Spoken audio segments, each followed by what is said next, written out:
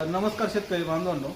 तर हे भाऊ आपल्याकडं पंप खरेदी करण्यासाठी आले होते, पण आपण त्यांना या ब्लोअरचा पर्याय दिला.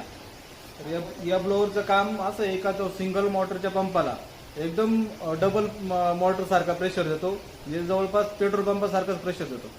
भाऊ म्हटले मी काही ट्रायल घेतल्याशिवाय हा ब्लोअर खरेदी करणार नाही. तर मग आपण या भाऊला ट्रायल घेण्यासाठी शेतात घेऊन चाललेलो आहे.